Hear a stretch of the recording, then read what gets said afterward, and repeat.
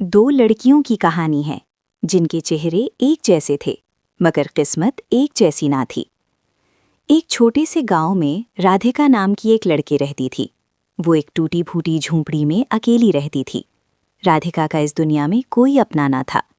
उसके सहन में लगे रंग बिरंगे फूल ही उसके साथी थे। वो सारा दिन तेज धूप में मेहनत करती, फूल तोड़ती और गांव वालों को बेचती। इसी से उसका गुजारा होता था। एक दिन राधिका फूल बेचने के लिए जंगल की तरफ जा रही थी। सख्त गर्मी थी और उसे बहुत प्यास लगी हुई थी। वो पास ही के घने जंगल में चली गई। वहां उसने एक पुराना कुआं देखा।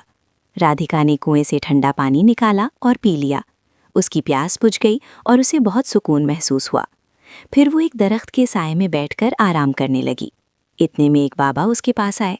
बाबा बहुत थके हुए लग रहे थे। उन्होंने कमजोर आवाज में कहा, बेटी, मुझे बहुत भूख लगी है, क्या तुम मुझे एक रोटी दे सकती हो? राधिका ने फौरन अपनी टोकरी से एक रोटी निकाली और बाबा को दे दी। बाबा ने रोटी खाई और राधिका को दुआ दी। उन्होंने कहा, बेटी, तुम्हें अपनी जिंदगी में एक बहुत कीमती और अहम चीज मिलने वाली है। ये कहकर बाबा वहां से चले गए।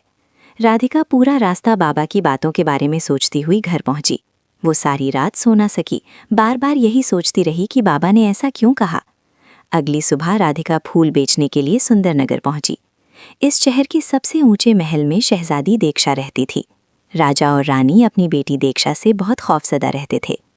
राजा और रानी ने दीक्षा को कभी महल से बाहर कदम रखने की इजाज़त नहीं दी थी, क्योंकि बरसों पहले वो अपनी एक बेटी को खो चुके थे।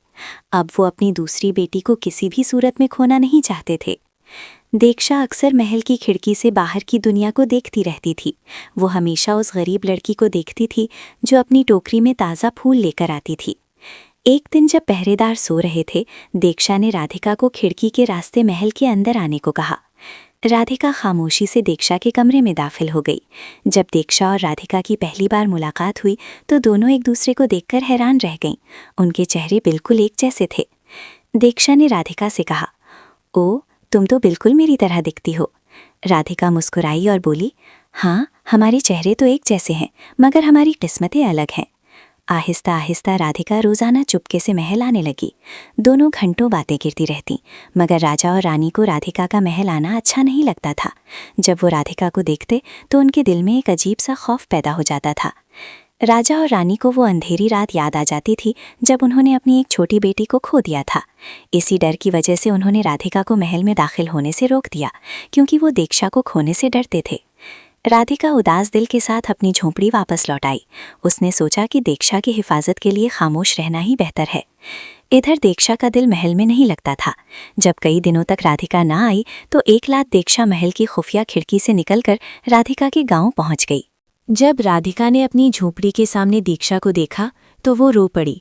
राधिका ने दीक्षा को सारी हकीकत बता दी कि किस तरह राजा और रानी ने उसे वहां आने से रोक दिया था। दीक्षा ने मोहब्बत से राधिका का हाथ पकड़ा और कहा, अगर इस महल को मेरी दोस्त पसंद नहीं तो मुझे भी वो महल नहीं चाहिए। अब मैं यहीं तुम्हारे साथ इन फूलों के दरमियान रहूंगी। दीक्षा के लिए बाहर की दुनिया बहुत मुश्किल थी। वो एक गिलास पानी उठाने की आदी भी ना थी और अब वो राधिका के साथ मिलकर गमले बनाने लगी थी। एक दिन जब दोनों लड़कियां कुएं के पास बैठी थीं तो वही बूढ़ा बाबा दोबारा वहां आ गया। उसने दीक्षा के गले में एक छोटा सा सुनहरा तावीज़ देखा, जो बिल्कुल वैसा ही राधिका के पास भी था। बाबा मुस्कुराया और बोला, किस्मत ने अपना वादा पूरा कर दिया है। जो खो गया था वो मिल गया है। इधर महल में शहजादी के गायब होने की खबर फैल गई। सिपाहियों ने पूरे जंगल की तलाश की और आखिरकार राधिका की झोंपड़ी तक पहुंच गए। जब राजा और रानी वहां पहुंचे तो उन्होंने देखा कि उनकी शहजादी मिट्टी में सनी हुई बैठी है। राजा ने कहा, दीक्षा, इस गरीब लड़की ने तुम पर कौन सा जादू कर दिया है? आओ अब महल वापस चलें। दीक्षा आंसुओं के साथ बोली, अब्बाजान, जब तक राधिका मेरे साथ नहीं जाएगी मैं एक कदम भी नहीं चलूंगी।